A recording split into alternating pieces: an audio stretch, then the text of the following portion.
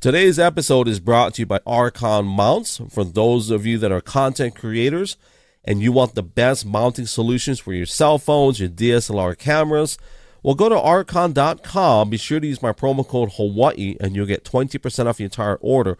Also, all of their products come with a lifetime guarantee. So head on over to Arkon.com, keeping your devices within reach. Aloha family, we're excited to announce in 2025, we're keeping it alive, we're keeping it fresh.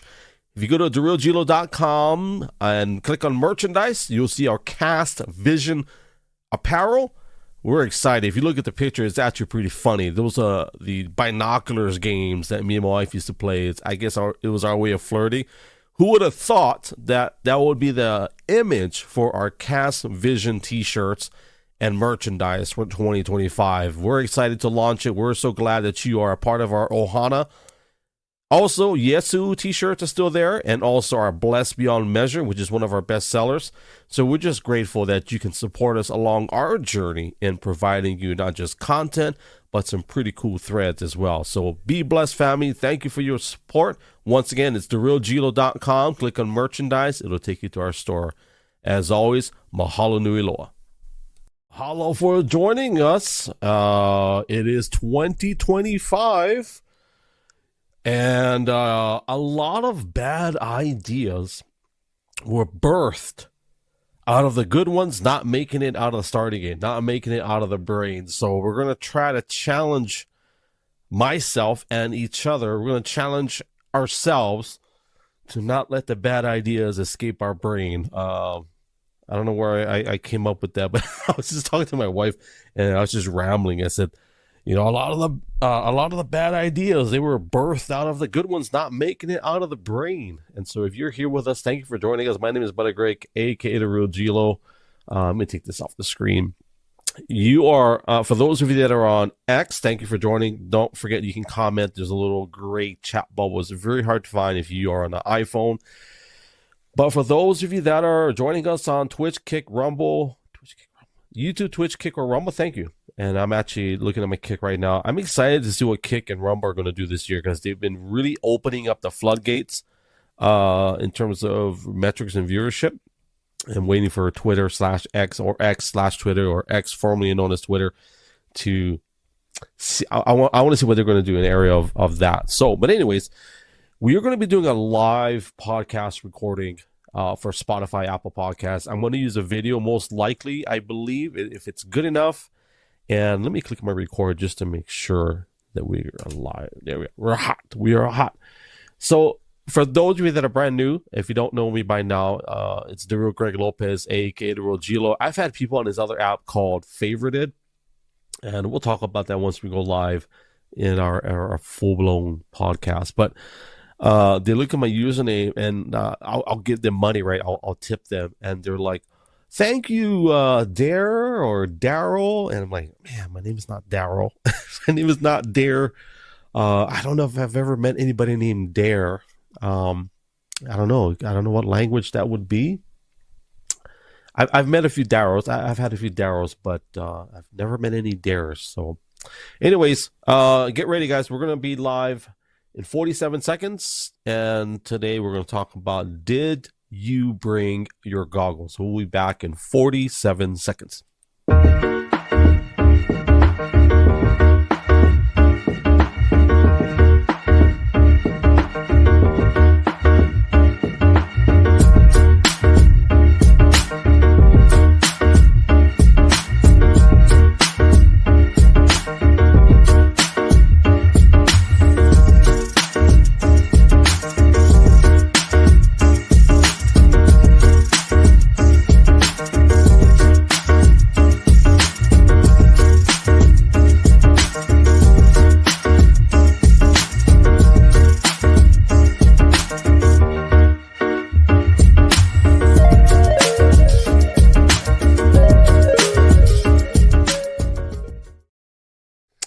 You know, it's like acid wash jeans, you know, it's like, that was a bad idea. That was a bad idea that made it out of the starting gate. Somebody came up, and I'm guilty. I've owned probably 3 or 4 pairs of acid wash jeans. I don't know how that came about. I really don't know. That was a bad idea that made it out of the starting gate. That probably should have stayed in someone's, probably should have stayed in their notepad. But somehow it made it past the board meeting, and Levi was like, "Hey, let's do it." But hey, I'm guilty. I probably was one of the reasons why it was prosperous, because I bought 3 pairs. And back then, $40 for a pair of jeans, bro, that was a lot of money back then. And we didn't have. My wife is gonna laugh when I say this, but growing up, we didn't have a lot of money growing up, right? That's partially true. I say that as a joke, but yeah, my parents were okay. But there was a time, there was a 3-year window where we didn't have a lot of money, but we weren't in poverty. I think in Hawaiian standards, that would definitely be poverty. In Hawaii, bro, if you make less than 90 grand a year, you're considered poverty level. That's no joke. But before I get into my heavy meat and potatoes, man, special shout out to Waikea Water, or Waikea, however you want to pronounce it, depending how authentic you want to be. This water, bro, I'm not sponsored by that. I've been trying hard to get them to respond to my emails and text, phone messages. But this water is from my hometown. This is where I'm from. And I hope I don't get hit with a copyright. I don't think I will. But it's not like I have, a million viewers where they're gonna like, hey, we want some of that money. But yeah, Waikea Water, man, they're from it's this aquifer. I don't know what you call it. It's like aquifer. How do you say it? Aquifer. But anyways, that's where I'm from. Like my roots, our property is actually in that area, in the Puna district, where the volcano is. Where it erupted in 2018. Where it's erupting now, it's about 40 minutes, 45. Let's be generous, 45 minutes. So special shout out to Waikea. Gotta get the sound effect. Gotta stay hydrated. Bobby Boucher would be very proud of me. Definitely. Good old fashioned H2O. All right, here we go. I got a lot of stories. So this is how it's gonna go. I'm gonna share some stories. We're gonna connect the dots. I think Donald Trump calls it a weave. I think he calls it a weave. I like to call it beef stew. And so when I say beef stew, have you ever had grandma's beef stew or mom's beef stew and it was just so good? It's like, how does she make it? Like, I mean, it's like you have a beef stew and it's like memories, like, it doesn't matter who makes it. Like, if you get a really good beef stew and like you take a you don't take a swig. You don't take a swig of beef stew. Well, some of you might, but you take a big spoonful and you're like, man, this is so good. It takes me back to like 1985, man, when it was cold and my mom made some. So anyways, I like my podcast to be like a beef stew. I'm going to throw in a lot of ingredients in a pot. But first, I'm going to sear the chuck. I'm going to sear the beef stew meat, right? I'm going to sear it. Some of you guys use flour. I don't use flour. I just sear it. My wife sometimes. It depends on what type of stew. But then we're going to throw in the onions and the aromatics, stir it up, and then we throw in the water. And then we just let that thing boil and simmer for hours. I think 2 hours should be long enough. But right before you take it off, you throw in your potatoes, your carrots, all your ingredients, right? And then at the last half hour, you just let that bugger those flavors, Although the top secret though is really not in the day that you eat it, it's the following day, right? So when I do my podcast, I hope that it's like beef stew, like grandma's beef stew or mom's beef stew or your wife's beef stew. And it simmers, right? So I'm going to throw in a bunch of stories. This is what it's going to look like. And hopefully it comes together. And then maybe you listen to it again the next day and it gets even sweeter because maybe some of those stories will hit you differently. So 2025, man, it's a brand new year. It doesn't feel different to me because I'll be 50 this year. And by the way, we're going to throw the big 5-0 in the 5-0. That's the plan. It's not going to be a public 50th birthday celebration. It will be for close friends and family, but I am going to document it. That's a milestone for a lot. And I'm going to share something before we get into the heavy meat and potatoes. And we're not going to have any screen shares, or I don't have any guests today. I don't have anything like monumentally like invigorating or controversial or thought-provoking. I'm just going to share my heart today. And I think that's a good way to lead off my first podcast of 2025. And this is, by the way, season 3. So I don't have a lot of episodes, but this is season 3 on my Spotify podcast. Actually, Spotify and Apple Podcasts. So let's start the beef stew. I think we'll start the beef stew.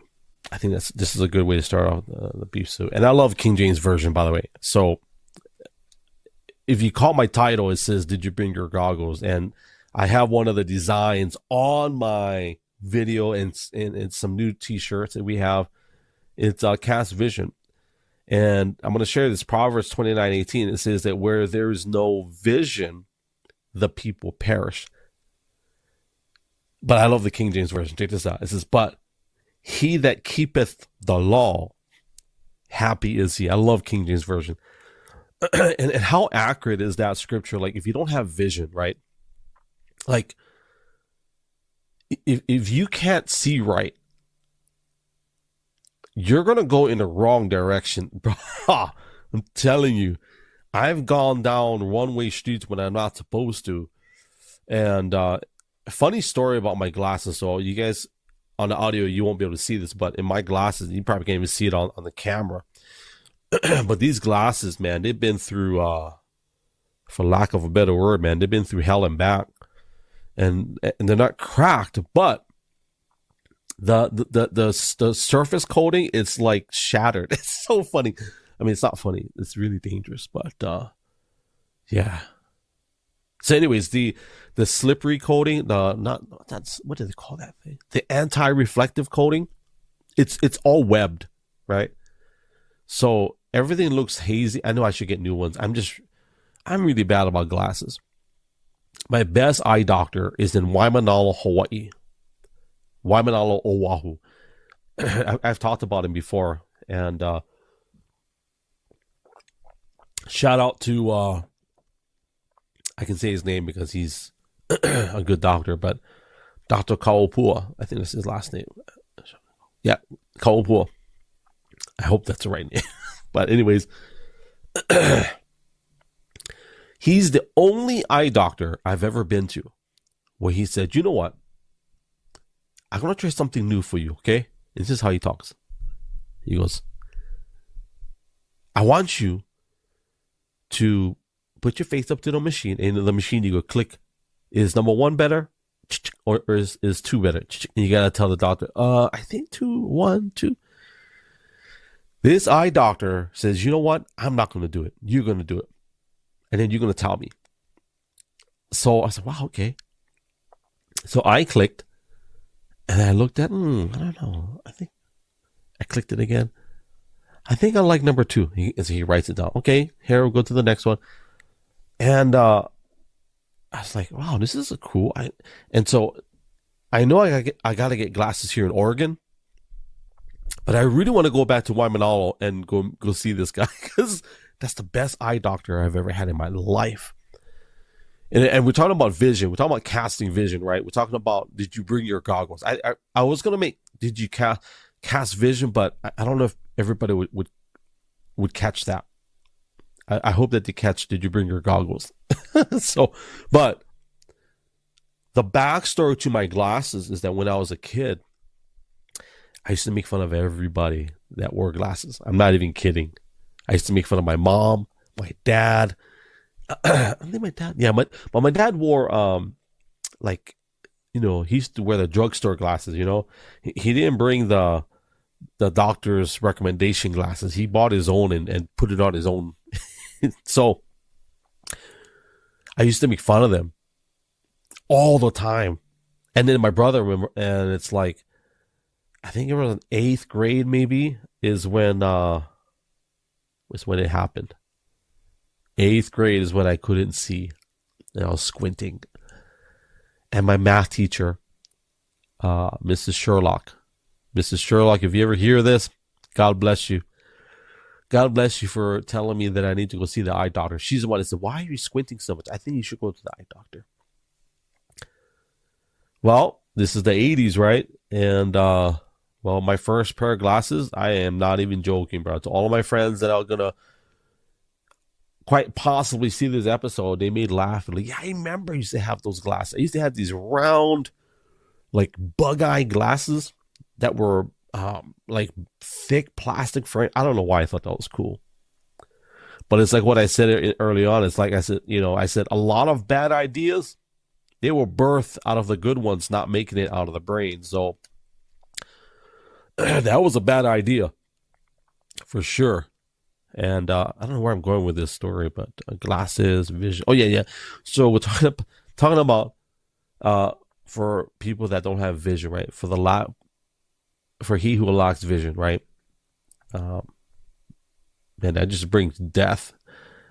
And I got so many stories I wanted to share, and I'm going to try to chronologically mix them up. so there's no succession in chronological order, because I want to try to pick them apart and place them in and build this beef stew properly. So first story I want to share, I think I shared acid wash jeans already. I shared this one story. Check this out. So I was in college, right? I was in how old was I? Was it 18, 19? I don't know how old it was. I think it was 18 or 19. And because I graduated high school early. I graduated high school when I was 17. So I was in college already when I was 17. I think it was 19, 18 or 19. Anyways, got my Toyota Corolla, 1984, like Toyota Corolla with no cassette, just radio, FM, AM radio, push button, full analog car. A lot of these kids today, they won't even know what that is. But I had Toyota Corolla, 4-door, basic roll-up windows. We couldn't afford power windows back in 1993. So, as a matter of fact, that car, my dad bought it from this old Japanese man in, I think it went to Pali, Nu'uanu, they called it. So Nu'uanu Valley. And this Japanese guy kept it in his garage. So this thing had low mileage, bro. It was super low mileage. Well, we didn't really take extremely good care of the cars. We just kind of ran them as, yeah. I mean, we tried, but anyways, coming down the leaky tunnel. So for those of you that don't know, these tunnels, they're like maybe 3/4 of a mile. It goes through the beautiful Ko'ola Mountains in Hawaii. Got my friend Kainoa. I don't know what the story is with me and him. Like we did so many things together. I can't even remember what the backstory to this one was. All I know is we're driving through the leaky tunnel, going downhill towards Kaneohe. And the car is starting to rev, bro. It's like,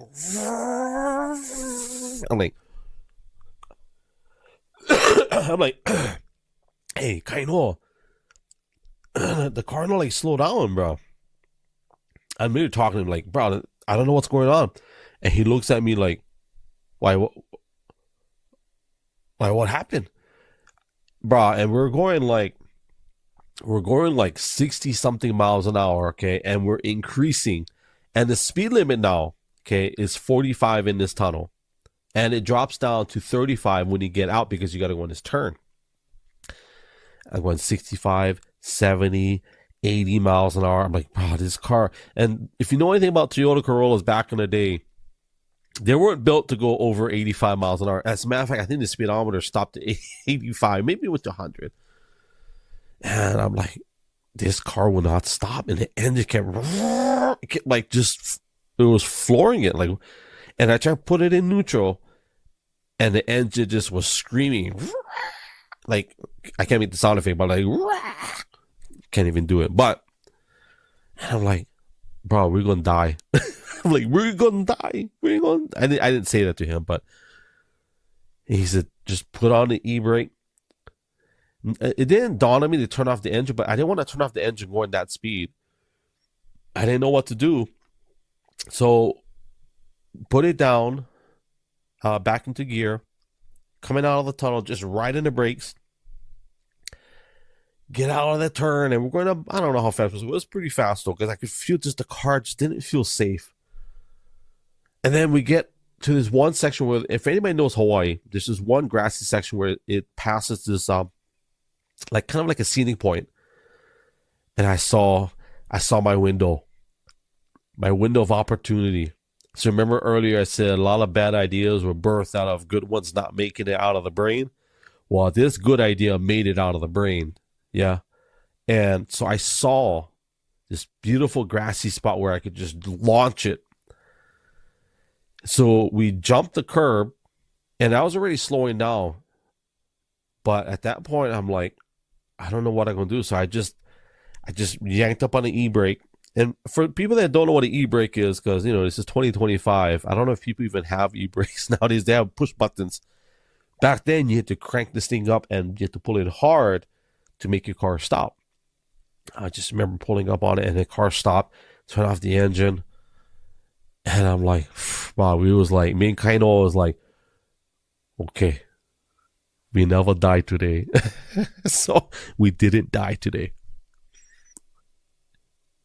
And I'm like, okay, God brought me out of that.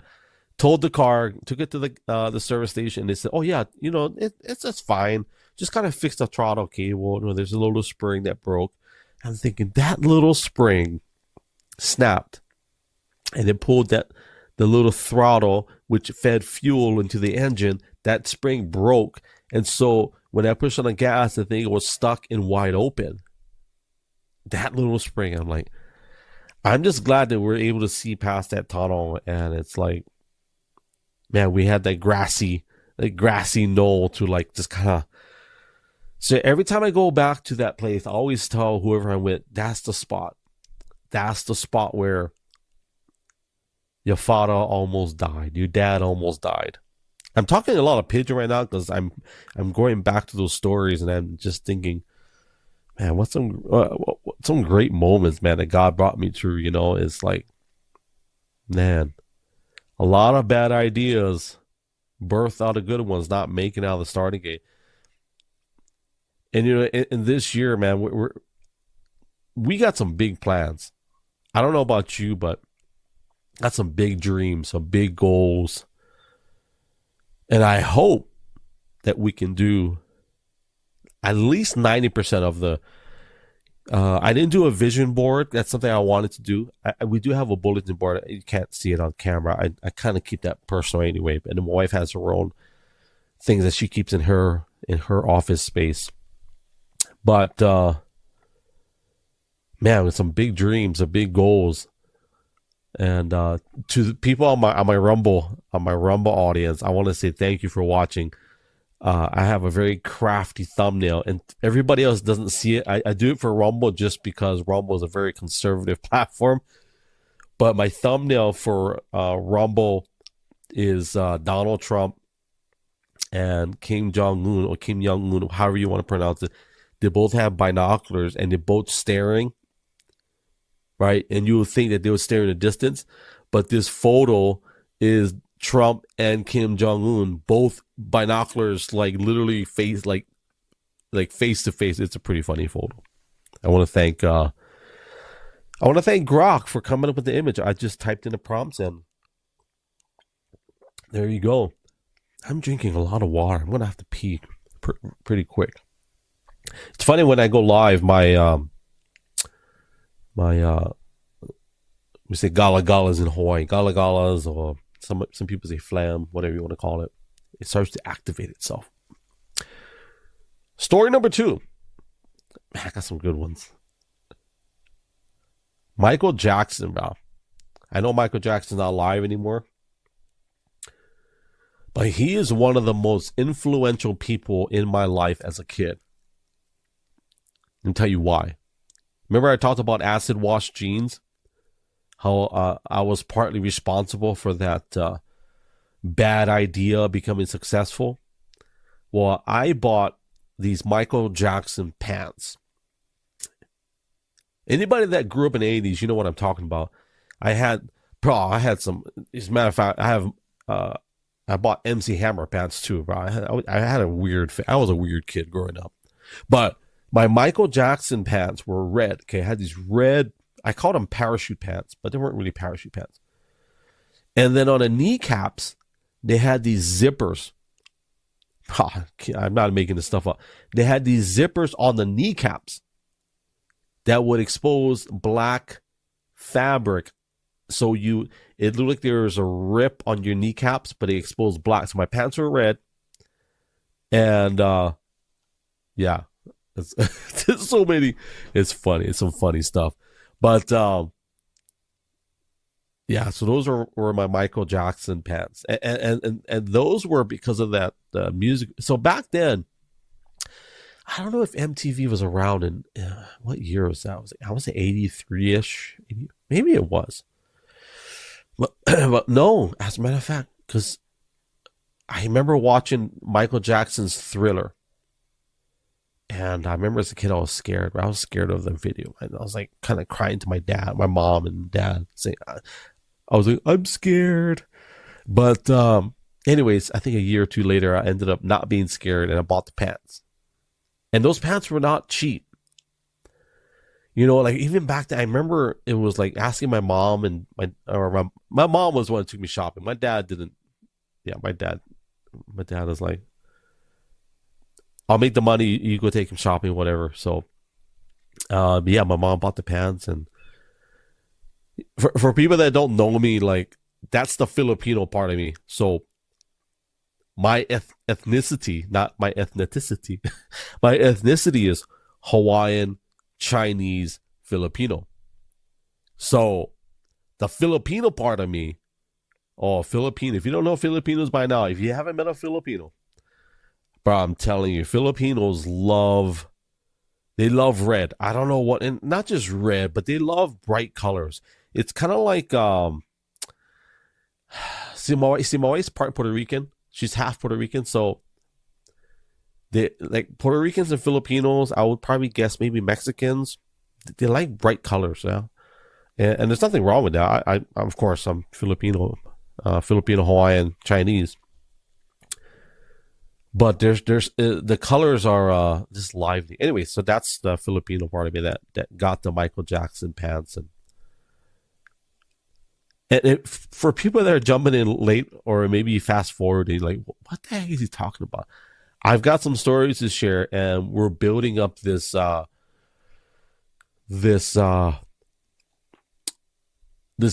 layers upon layers. And what we're going to create by the end of this podcast is casting vision. And I promise you it'll be worth your time. If I knew back in 1990, is it 99? Oh my, let me think. 1999. Yeah. If I knew back in 1999 that I would have met the love of my life, I would have pulled the trigger a lot earlier.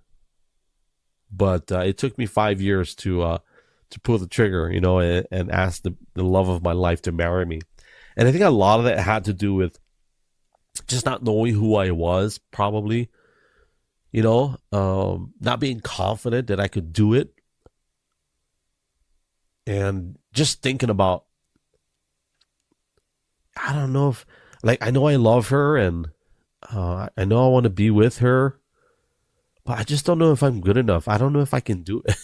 I don't know if I can do it. You know? And it's like, and it's weird because my mom was so, what was the word? My mom was so, I love my mom, right? But she was always, very, what's the word? My mom was so hospitable, very, always wanted to plan things out and to make sure everything was okay. That was my mom, right? And upon getting married, I still wasn't confident in my ability to be a husband, right? And so when my mom approached me, I'm probably going to butcher the facts a little bit, but from what I remember my mom telling me, you should just go buy the house. Go buy the house already. So my wife and I, we were married for about a year, I think. And so we lived with my parents for a year, maybe less. I can't remember. And I remember my mom, I just felt like I was pressured. Like my mom was like, just get the house, you can do it. And so, so just think about this for a second. Back in, let's just say 20 years ago, our mortgage, when we got the house, was like $3,200. Okay. So to get a house in Hawaii 20 years ago, our mortgage was $3,200 a month. So here I am thinking, I don't know if I can do it, and then, but going back and just looking at the blessings upon blessings, right? Blessed beyond measure. That's one of our t-shirts that we sell. Being blessed beyond measure. Having parents that are more than capable, more than willing to help us get started in life. If I had latched onto that a little bit sooner and just sucked it up and became the man that I know I not just could have been, should have been. I think, and I'm not saying this out of regret, but I think sometimes we miss, I think we miss a few marks here and there. I think we miss a few targets in life. And I downloaded this game. This is so-sid. I'm going to talk about games in a second. I want to get negative on this podcast, but I downloaded this game. Let me see if I can find it. It's so addicting. It's called Hunting Sniper. And it's a game on hitting, you're hunting, and and they reward you for good shots. And anyways, the closer you get to the heart or the brain, oh, this is a good story, the more points you get. There is a great speaker, pastor that I hope he's still alive. His name is Dr. Alemu Biftu, and one of the books he wrote was Heart Over Head. I think that's the title. And man, this is a great story. I love this. I'm not praising myself, but I'm glad I'm collecting the dots. Sometimes as a public speaker or someone that's a pastor or you're a teacher, you've got your notes, right? And then sometimes God gives you this thought and you're like, should I say it? Oh, okay, I trust you, God. I'm going to just say it. And you're waiting for the line to connect the dots from dots. But check this out. This makes sense. So in this game, Hunter Sniper, you get rewarded for hitting a heart shot, right? You get good points for that. If you hit around the target area, you still get points. But when you hit it straight on, it's his perfect shot. Or if you get a headshot, you get a good score. But if you hit it right at the brain, So connecting that dot to Dr. Alemu Biftu when he said heart over head. A lot of times our mind, in all its wisdom, and all of this knowledge that we get, a lot of times it cripples us, right? Because it has scenarios. Like so many different scenarios. I think that the way that God created our brains it's amazing. But yet we have so many different scenarios that it lays out these pathways and these roadways. And in the meantime, our heart is like, brother, let's just go. And your heart is like, I'm trying to get a sound effect, but I can't. It's like, your heart is like, right? And your brain is like, whoa, whoa, whoa, whoa, hold up, pump your brakes. Take it easy. You may not have the money. You may not be able to provide. Or maybe you might, I don't know, $3,000 a month. That's a lot of money for pay for a mortgage. And then your heart's like, this is the right choice. This is the right decision. So I thank my mom for putting the pressure on me.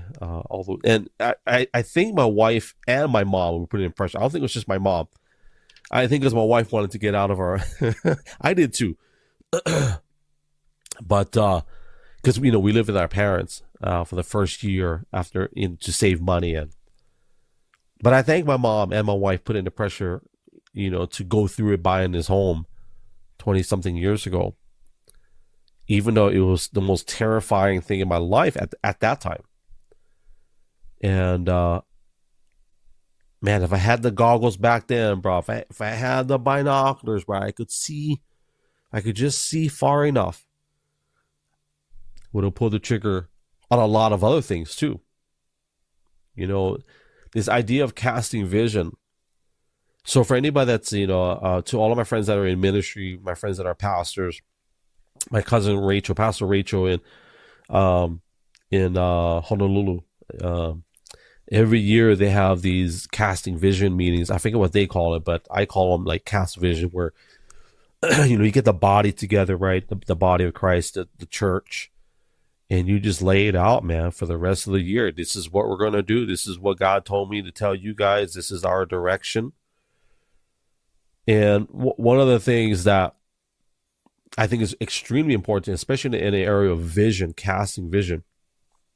And this is for the couples, right? This is for the couples. This is for the entrepreneurs that have a team of people.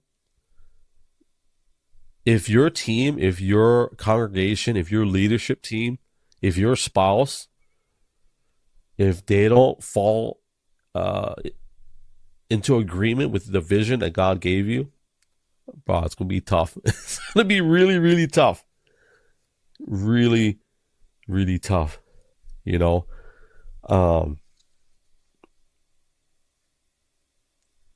sometimes we don't have the, when it comes to teams, maybe you don't have the right team around you. Maybe you don't have the supportive leadership team around you. Or maybe you don't have the best friend that loves you, even though they know everything about you. Maybe and that happens, right? Because I'm at the stage of my life where I've got a very small circle in the area of friendship, I don't know why that is.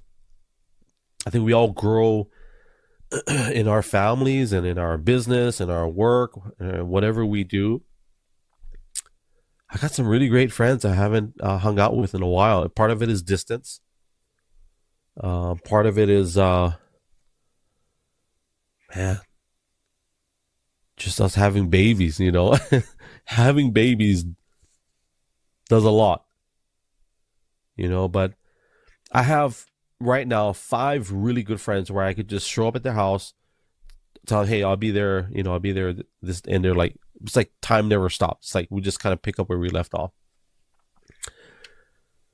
Had a very good friend in Greenville, South Carolina. And I'm going to tag him when I share this video. I'm going to make a clip just for him. Anthony Moore. Pug, they called him.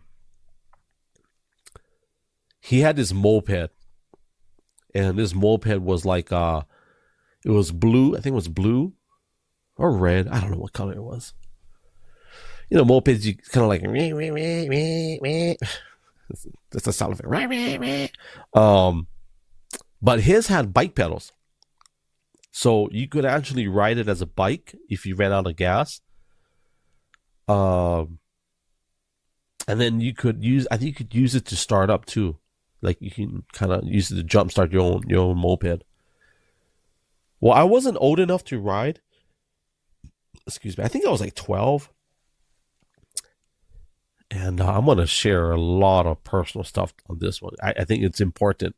So if any of my old friends are able to listen to this, they'll be like, yeah, I remember what you did. So there was this girl. I think I'm okay, sure. Yeah, you know what? We're all old, we're all grown ups. There was this girl. I think I was 12. How old was I? I want to say 12. Yeah, I think I was old enough to be stupid. Yeah.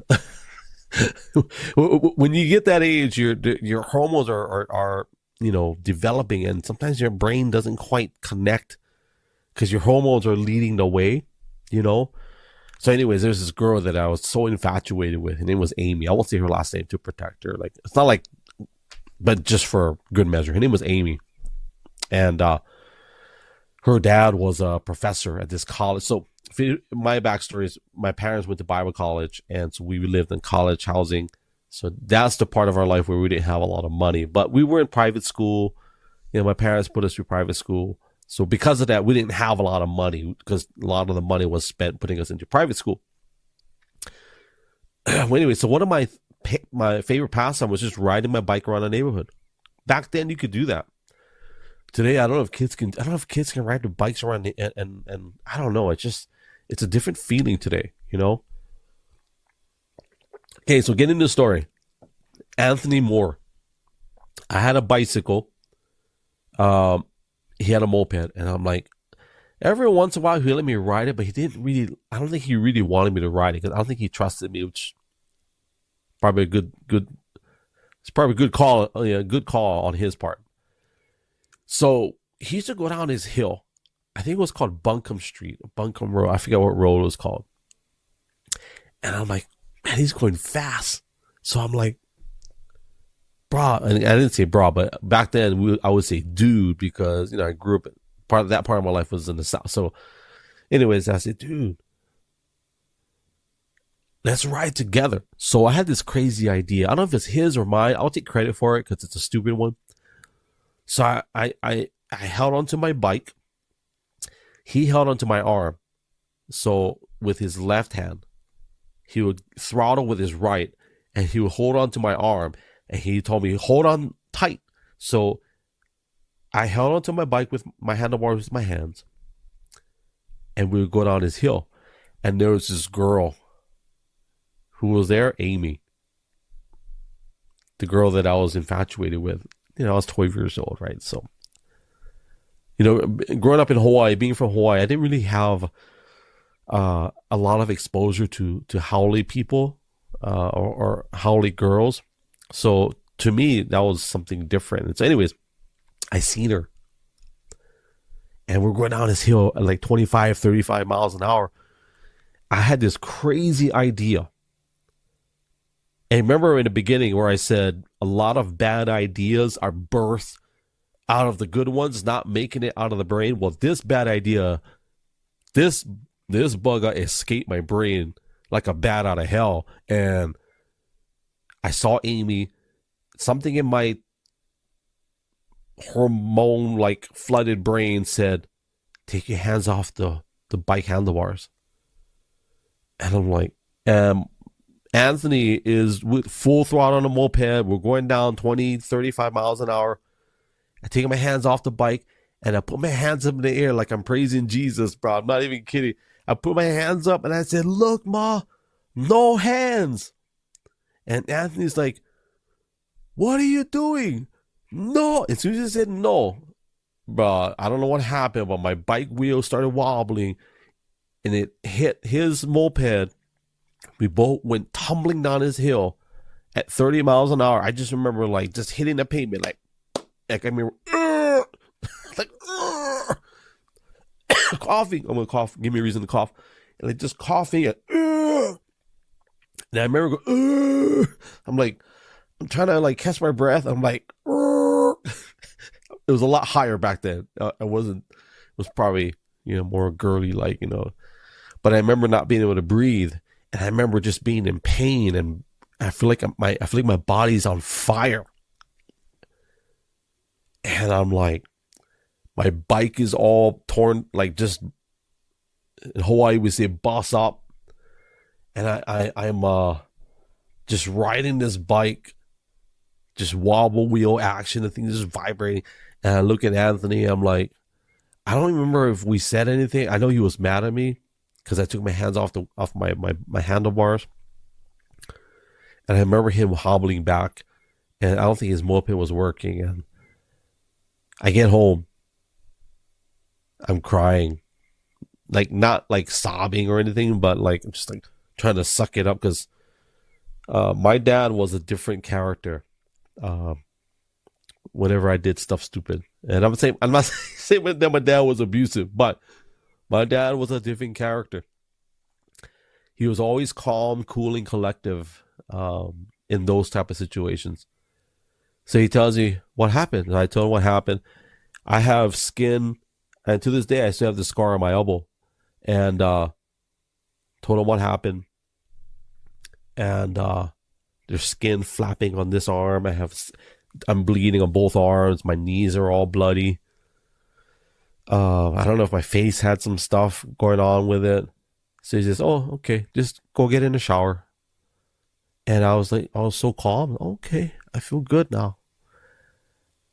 My dad, bro, he turned on the shower, ice cold water, and I started screaming and crying. I'm 12, whatever. So I started just sobbing, like, and my dad is like,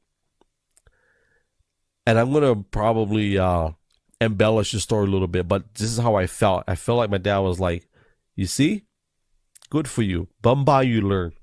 So, for anybody that never heard that phrase before, my dad, when he said stuff like "good for you, bumba, you learn," that's like, I hope that you learned your lesson today. So I'm going to continue giving you an ice cold shower so you can remember what this felt like. That's what my dad said, but in his way of, you see, good for you, bumba, you learn. So had I had the foresight, if I had my goggles back then, if I had those binoculars to see what would have happened, I would have kept my hands on the handlebars. Matter of fact, I probably wouldn't have done that in the first place. But, Amy, the girl that I had a crush on, was right there. So, something had to have been done. Yeah, so something had to happen. So it's amazing, though, how God just, a lot of worse things could have happened. That was a very weird time of my life, like, to put it into context, back then, so back from 1985 through 1992, that was the time that I was there in the South. There wasn't a lot of diversity. There wasn't DEI. There wasn't, like, quote unquote Asian population. There was like one, right? There were a few Hawaiians in that era because of this school that we went to, that my parents went to, that a lot of the connections. So once one Hawaiian finds out, they tell all their friends, right? And so my auntie went to the school. Two of my aunties went to the school. And actually I think 3 or 4 of my relatives went, and then friends and family. So that time of my life is very it was different. I'm a brown guy in a white and black neighborhood, so they didn't know what I was. They didn't quite understand if I was white or black.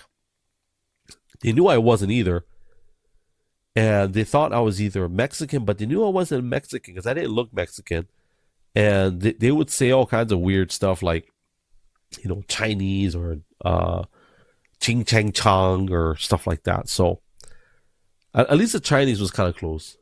But it was a very strange time of my life. And I will say, going back to that and building up this beef stew of a story, had I had the goggles back then, I would have milked that for a lot more than what it was. Although I did take advantage of being the only Hawaiian, and every school I went to 5 different high schools. I I always say 5, but I think it's actually 4. Okay, I went to, and let me name it so for public record. I went to Emmanuel Academy. That was my first private school. What was after Emmanuel? I went to Washington Avenue Christian School. After Washington Avenue, I went to East Georgia Road Christian School. Then I went to Shannon Forest Christian School. And then I went to Redemption Academy. Redemption Academy, represent. Kailo Oahu. So, yeah, I went to 4 or 5. At least I went to 4 different high schools for various reasons. I didn't get kicked out. Let's be clear. I didn't get kicked out of those high schools, but I did get suspended quite a bit. I got suspended. Okay, let's go through the list. Okay, I won't say what I did, but I will tell you. Okay, I got suspended in the 8th grade. I won't tell you what that was. If any of my friends that watch eventually, they'll be like, I remember why you got suspended. Shout out to Brian Winninger, the guy who ratted it out. No, I'm just kidding. 8th grade. Man, I got suspended quite a bit. 8th grade. And I actually got paddlings back then. So for people that are in my era, in my time frame, you may have gotten up. Like I went to the office on 2 occasions. I can remember where I got beatings from the principal. It was allowed back then. Okay, so that's the first suspension. I can tell you some of these other ones. So I got suspended for pretending to be in a car accident. Yeah, I had a cast and I had a neck brace and a cast, old cast that I had. I got suspended for that. I got suspended for throwing smoke bomb or stink bombs into these schools. What do you call that? Central, what do you call it? Central air conditioner system. A lot of stories. A lot of stuff. Today's episode is brought to you by One Shot Energy Voice Drops. They are a low-sugar yuzu honey lozenge that soothes and protects your throat and voice with an infusion of slippery elm, marshmallow, and licorice root. Whether you are a full-time gamer, public speaker, pastor, preacher, teacher, maybe you like doing podcasting, you got to get your hands on these voice drops by oneshotenergy.com. Be sure to use my promo code AMBGLO for 10% off your entire order. oneshotenergy.com. I don't know if they still have them today, but when I was a kid, when I was in high school, they used to have these glass vials that were filled with this stink. I don't know what you call them.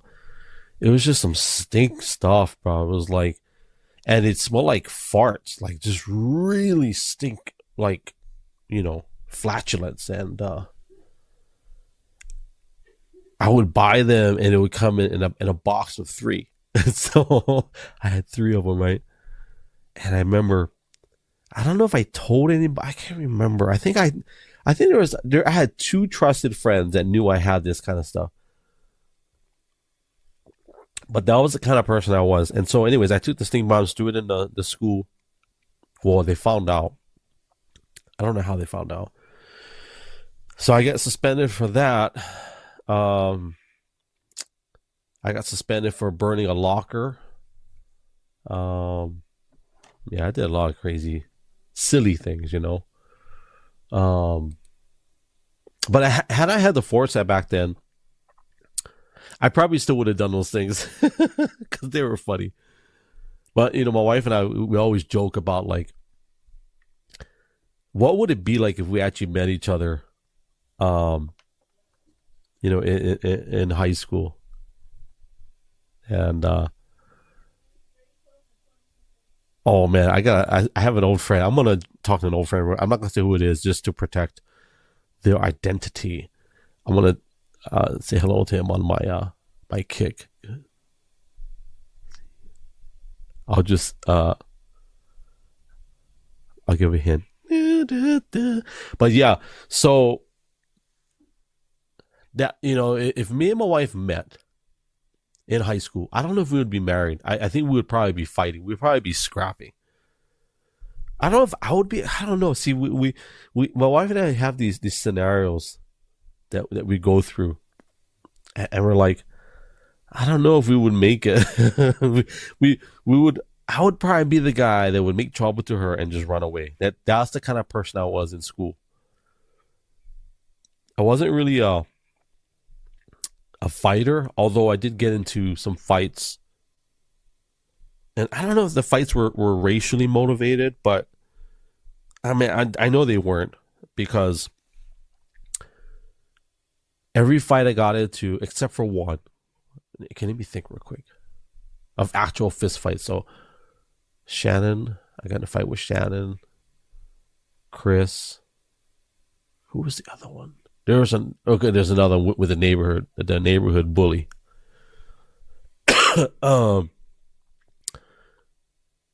So the actual fist fights, I remember, as a kid, and again, I think I was 12. So you remember I talked about my 12. So from 12 to like 14 was just a weird time for me. I didn't get a lot of like instruction from my dad. I mean, I did. My dad's a great teacher, and I didn't get a lot of like, I don't know. See, it's not that I'm trying to be guarded,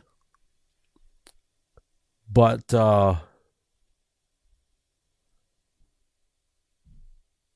I'll say it. I feel like my dad's an amazing dad. Let me just say this, because my dad showed up at all of my basketball games, all of my soccer games, I think all of them, almost all of them. Even though he worked full time and went to college at the same time, he always made a way. But I don't know how to explain it, because I'm a dad now, right? So it's different now that I'm a father, and I see things that I do that are not that great. So you remember at the beginning, I said a lot of bad ideas are birthed out of the good ones, not making it out of the brain. So as a father, I see a lot of mistakes that I've made, and I'm like, I think I can do that better. And sometimes you get caught up into this, like, I don't want to do what my dad did or my mom did. But I think that's a bad way to look at it, because I'm grateful for what I got. I had both parents. They both loved me, both supported me. But then now that I'm a parent, there are some things that I see that, not that I can do better or I want to do better, but there are things that are on my heart that I feel like maybe I wish I may have had it. And there's no regrets, because looking back when I was 12 to 14, it was such a weird time. And to really put it into perspective, I had a great childhood. I really did. I was so blessed. But I think some of those fights I got into, a lot of them probably were, obviously I made my own choices, my own decisions. But I think it wasn't until I was like 13 or 14, my dad started teaching us martial arts. And it was probably because maybe my dad saw what I was doing. So, but there was a neighborhood bully. And I can't remember how it happened. I just remember we started getting into a fight. And I remember we were throwing blows. And I remember, so if you've ever been in a fight, for people that are MMA fighters, or if you're into boxing, when you get hit, when you get clocked, things slow down, right? And just everything slows down. But yet for me, I remember looking at it after getting hit, and we're both, trading blows. He was a lot bigger than me. And I don't know what it was. I think I didn't feel that what he was doing to my friend was right. So I figured, I'm going to step in, and I don't even know all the details. I just remember getting into a fight. And I remember the heat. So if you've ever been in a fight or fights, what I still remember is the heat. I remember being hot. my temperature rising. I remember obviously the adrenaline, and I remember and then it's not until after where you feel the pain. It's like, I remember my fists were sore, the bones I remember my foot was sore because I kicked this guy in between the legs really hard as I could kick him. But he didn't go down. It was such a strange, I was a small kid, so it probably didn't really hurt. I don't know. It doesn't take much, though. I can probably do that. It doesn't take much to hurt a guy in that area. So, but after all of that, I'm taking a long time with this story. But I remember he called me a name, and I will remember that for the rest of my life. And it wasn't racial in any way. It was just a stupid name. Such a stupid name. And it was funny. To me, it's funny now. But back then, I was confused. I was like, did you just call me, like, wait, what? And I didn't quite understand. It was just one of those weird, it was an insult, I guess. But after that, it's like, he went his way, I went my way, and then I can't remember which. I want to say it was Shan. I can't remember who I was with at the time. Man, who was I with? Can't remember. I can tell you what friends I had though: Shannon, Anthony, Mike.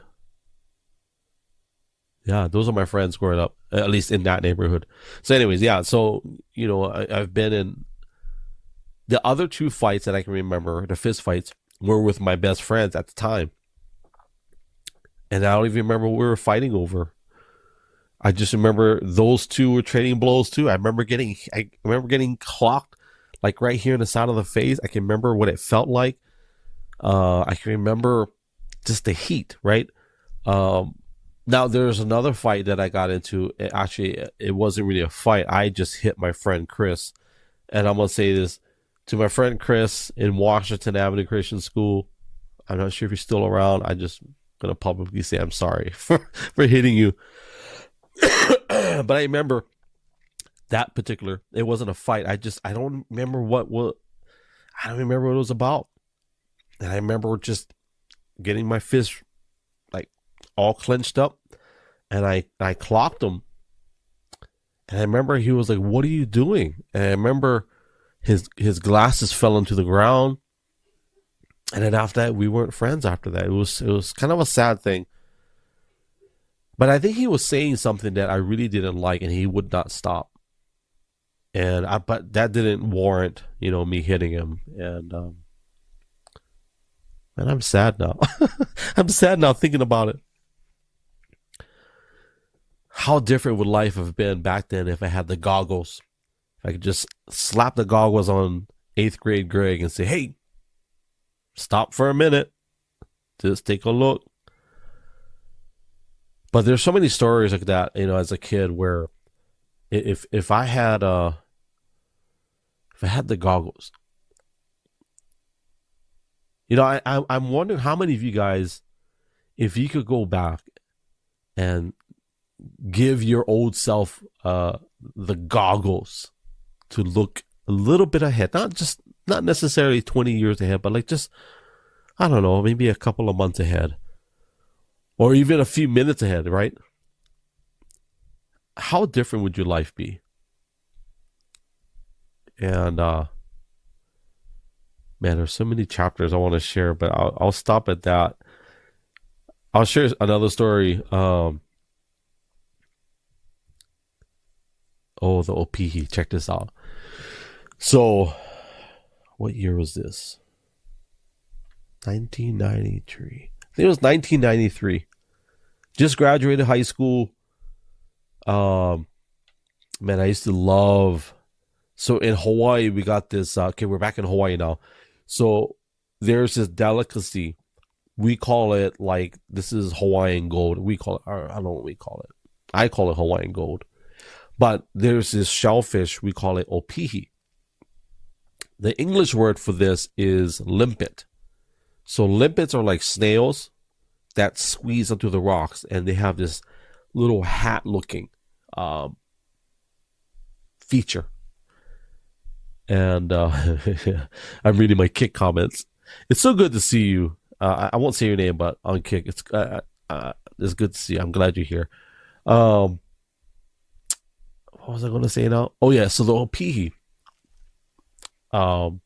It's so tasty. It's basically a sea snail, but it's attached into the shell. And so the way I'm trying to find something I can use as a prop, but let's use this. So let's pretend this is an opihi. So when the thing latches onto the rock, what happens is it squeezes itself literally airtight, and you can't get it off the rock. And that's how it defends itself against predators. And typically they'll be on the shore. What do you call that? Like on the shoreline.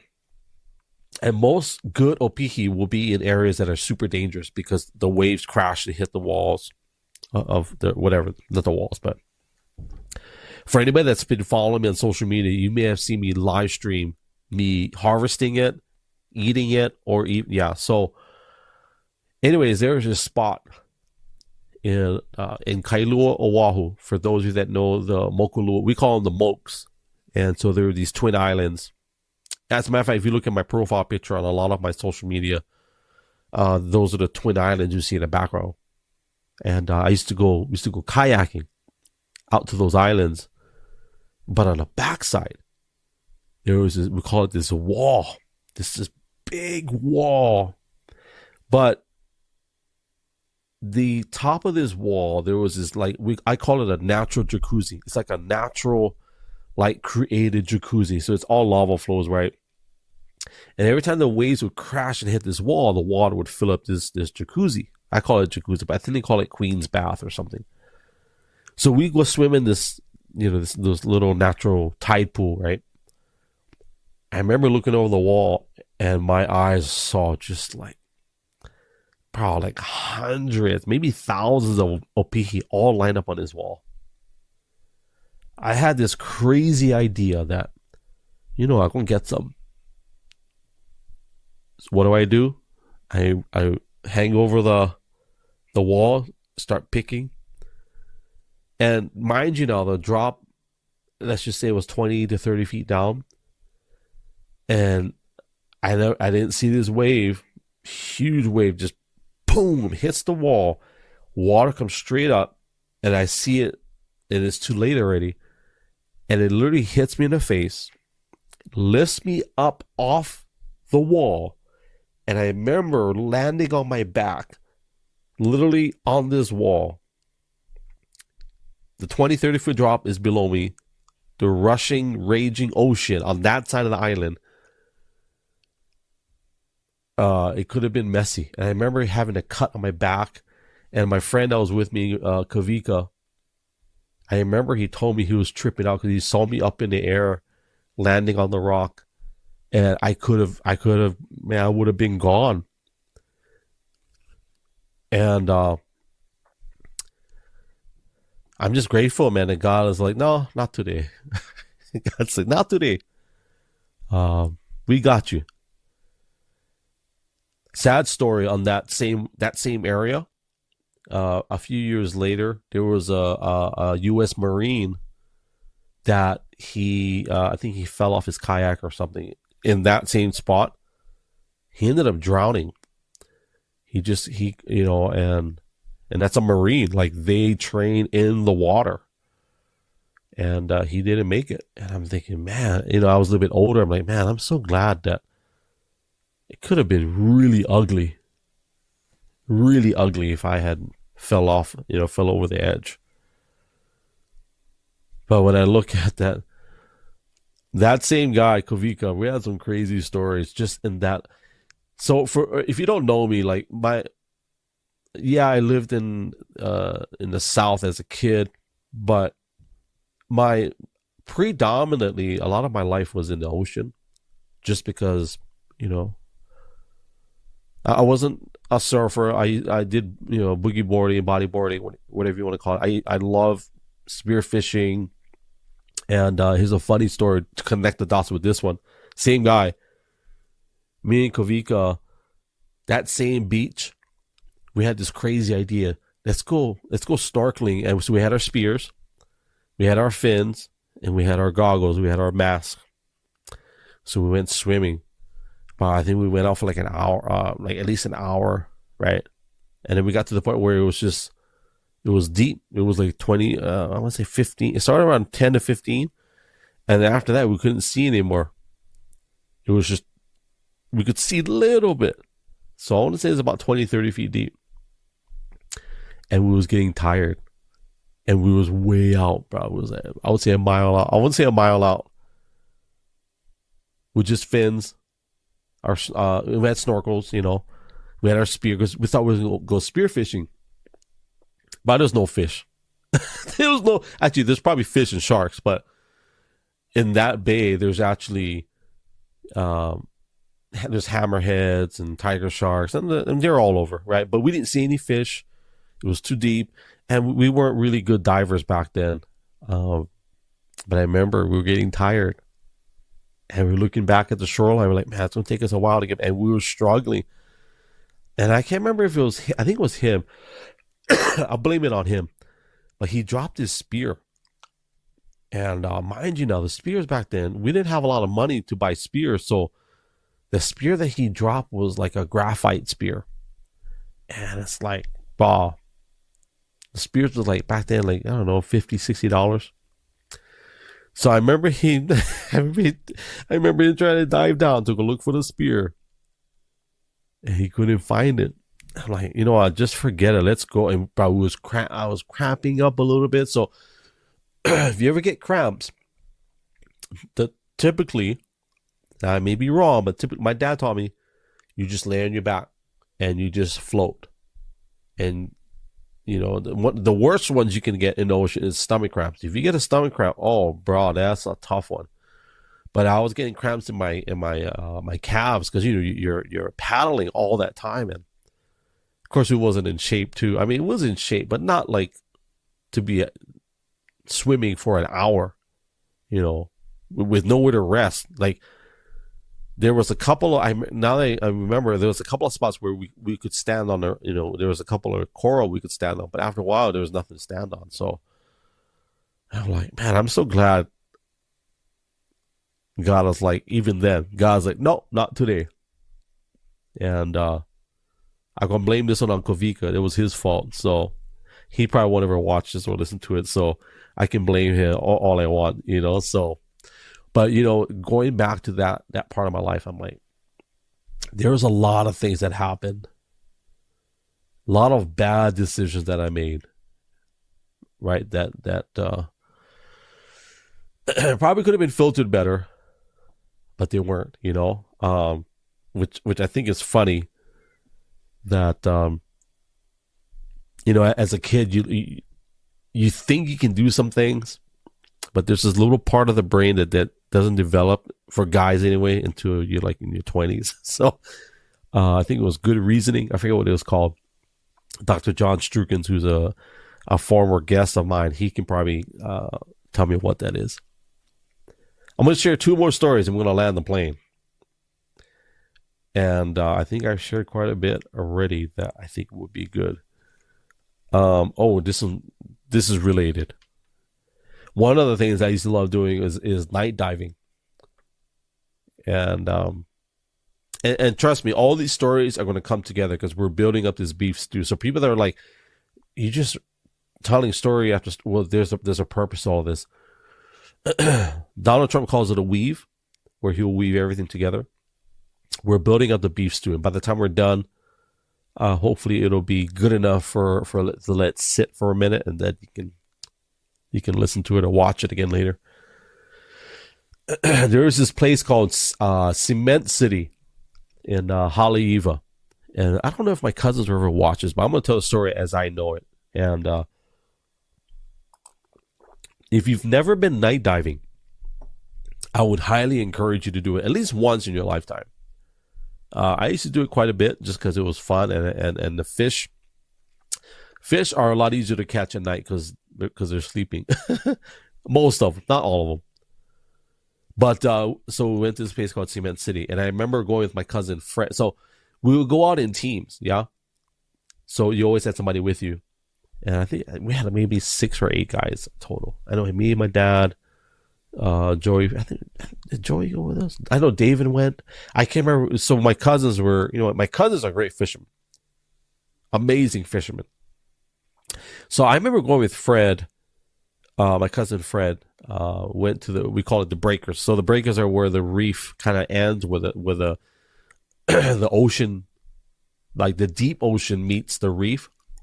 So a lot of the waves will happen there typically, and then typically there's a drop off where it's like deeper, the water's colder, and so usually where the water is deeper and colder, you have your bigger fish. So if you ever seen Finding Nemo, it's pretty accurate. Like where the reef ends, that's pretty close. And all the big fish. If you want to catch big fish, you got to go beyond the reef. It's kind of rare for bigger fish to come through the reef, only because I don't know the science of it, but I just know they don't like it typically. Could be because shallow, could be the temperature of the water. Could be they get stuck. As we know, when the tide rises and lowers, they might get caught up in the tide pool, and that happens. But the good fishermen know that there are certain types of fish that are out right around the breakers, and so the fish get bigger. And so I remember we caught some kala. Kala is like I don't know if it's a trigger fish, but it's got this blade on the back of its tail. It's got this little like horn. It's like a knife. It literally will cut you like a barb. We caught a few of those, and then I remember my cousin Fred, and we're underwater, right? And he's like, he does this, and he points like that. He points to his eye, tells me, look. And so we go down this court. So there's the way the reefs are. Sometimes there's these like channels, right? So they're like hallways, basically. If you can imagine a hallway, but you're underwater. Excuse me. And so we're swimming down this hallway, this channel, and he goes like this. So I see him go up ahead, maybe about 10, 15 feet ahead of me. And so remember now, this is nighttime, okay? We got our dive lights. I got my spear, got my dive light. I have it ready because he's telling me, hey, watch this, or, be on the lookout. So I got my spear ready. And I see him get his spear ready, and he lets it go. You can kind of hear it. So if you ever go swimming underwater, you hear things with a different sensitivity. Like you can hear the waves, like, but when you hear like metal hit reef, there's a sound. I remember hearing that sound, and I remember there's this flashing, like a shimmering. And this is a funny story. He missed the fish, and I kind of see him kind of going like back and forth, like left to right, and then I see him just kind of like at the last second turn. And the fish goes right by him. I'm thinking, why is he dodging a fish? But I see this fish coming my way. You can see this teeth, like just, it's like if you could have sound effects on the water, this fish is like, kind of like how in the cartoons you go, and you can see this teeth is like, and I'm looking at him like, this is on barracuda, and I'm thinking, this stinking Fred. This bugger went shoot one barracuda, and he missed. The barracudas come this way. I went turn two, and they went swim right by me. So if you know anything about barracudas, they're not afraid of humans. They're not. I at least that's the thought process. I don't like they will attack. Like I don't know if it's to attack or attack out of fear or whatever. I just know that he missed. That fish was not happy. He came for him. It came for me. And we're in this hallway, this channel, this corridor. And it's about, I would say it's about 6 feet deep, maybe. Maybe not even that deep. And I just remember, that fish was coming at me with his teeth, just like, And if I could go back then and tell myself, hey, don't go out there with Fred, or tell Fred, hey, don't miss. I would definitely tell him, hey, bro, don't miss. Take your time. And the tough thing about, so anybody that goes spearfishing, there's two aspects of it. The deeper you go, and the more crevices you can find, like underneath like there's like an overhang or in little small little caves, you're going to see more fish typically hiding, right? So it's your discipline to be able to dive underneath, even if it's like 4 or 5 feet. It's not easy. The swimming part is fine, right? The challenging part is to be able to hold your breath, be at peace, especially if you're at nighttime, you can't see what's behind you. The other aspect is being able to hold your position, have your spear cocked and ready, because it's like surgical tubing, right? It's got a lot of resistance. You got to be able to hold it. Then you got to find your fish, and then you got to make sure you take a good shot. All that while holding your breath, managing your being at peace, being in the dark, because it's an ocean, and then being able to get a good shot. And because you got to remember now, if you're underwater and the breakers are right there, the waves are coming in, the water moves underneath too. Now, the cool thing is, if you're moving, the fish is probably moving. So if you're moving, hopefully the fish, unless the fish is, swimming, holding his spot. So all that taken into perspective,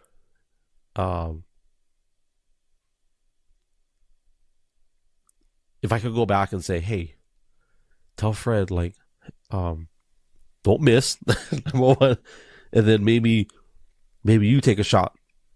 That would have been cool if I actually took a shot but there was just so much, because that thing was coming, man. You could see, like, and my lights are shining on it, and you can see just this angry fish with this barracuda have some nasty teeth, some super nasty teeth. And yeah, so I'm going to end it on this. I think this would be a good place to end it. Is I want to say it's Naupaka. Let me look it up. I think it's. I always, even as a kid, I would always say it wrong, but I'm pretty sure it's Naupaka. Naupaka.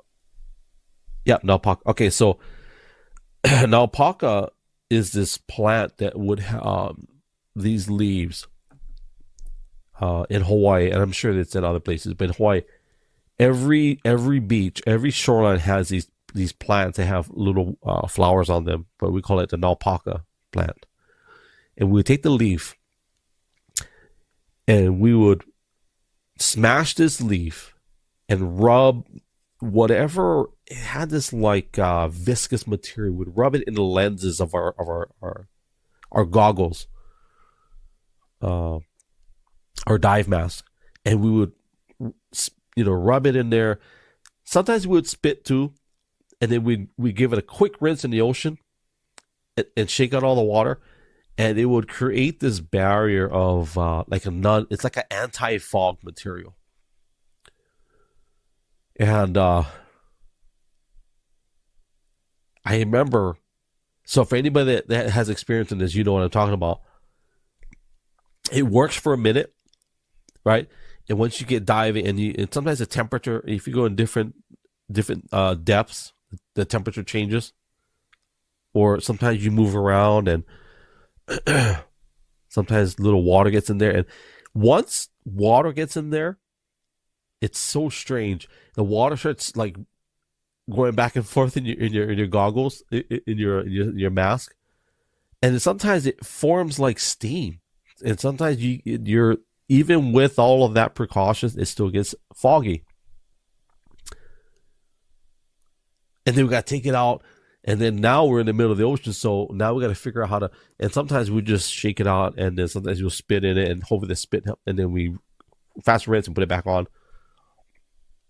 I know now it's there's technology now, there's actual. But like I said, we didn't have a lot of money, and it's like, why would I buy the anti-fog stuff? I can just get the plants from the earth, right, from the aina. So Here's what I'll say in relaying that and connecting the dots to our landing spot is, as we start 2025, clean your goggles. Yeah. Make sure you put the right coating on top. So getting right out of the starting gate, you can see clear. You may not have the vision written out. You may not have the vision board. You may not have the plan just yet. But at least your goggles are going to be clear. So at least you can see clearly.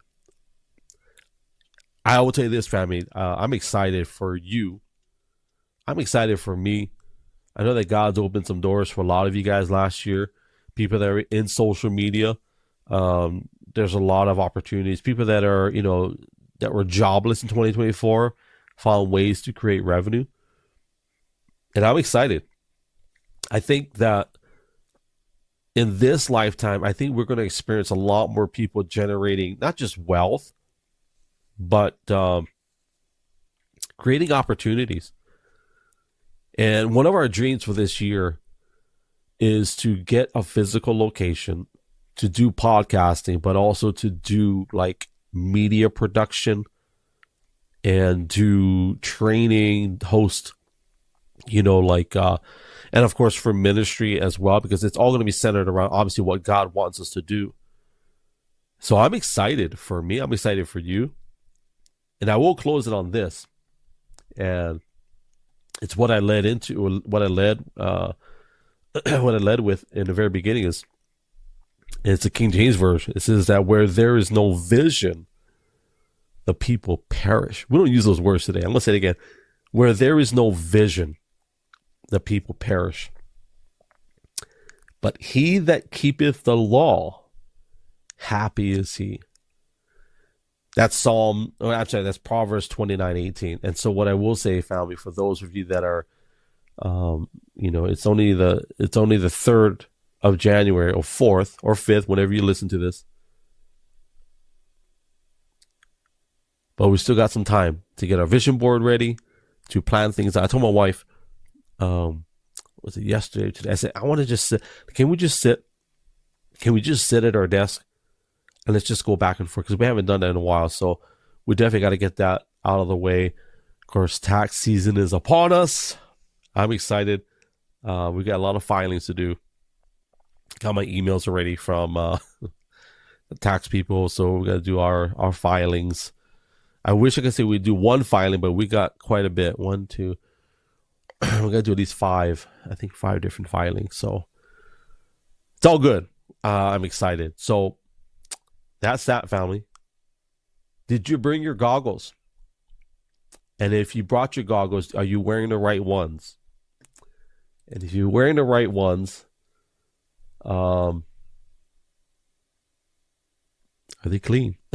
So inside your sane head, praying, let's put him up. Praying for a return. Yes, sir. I don't know how our taxes are going to look like this year, but we've got, 1, 2, 3, 4. We got to do, for our LLCs. We have 3 LLCs to file for, so we shall see. Well, we kind of have an idea on 2 of them. So, but yeah. Did you bring your goggles? And if you didn't, it's okay. Go find some. Write it out. Cast some vision. And just want to say appreciate you guys. There's a lot more exciting things coming. This is our first Glow Sessions podcast of 2025. This is season 3. And I just want to say I thank you guys. I appreciate each and every single one of you that take the time to just listen to me talk. I got something special planned for the month of January. Stay tuned. If you're not following me on all socials, links are all in my bio. So that's it. I'm going to land the plane. Thank you for your time, your hearts, your super hearts, your data, all that good stuff. But most importantly, family, thank you for your time above everything else.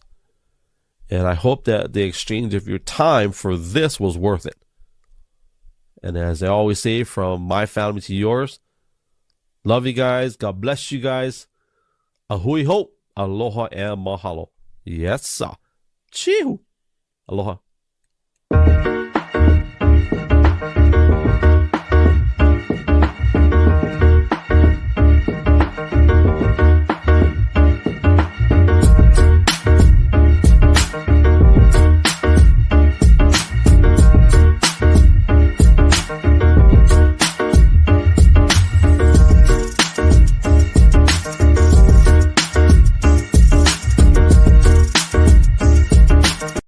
Aloha family, just want to say a huge mahalo for watching us, for hanging out with us today on our Glow Sessions podcast. If you really enjoyed us, do me a favor, like, share, comment, follow us, and also subscribe depending on what channel you're on. If you're listening to us on Spotify and Apple Podcasts, would you do me a huge favor and just leave us a 5-star review?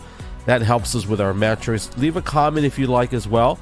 And as always, just thank you for carving out a piece of your day to be with us. Have a blessed day. We appreciate you. Much mahalos. Aloha.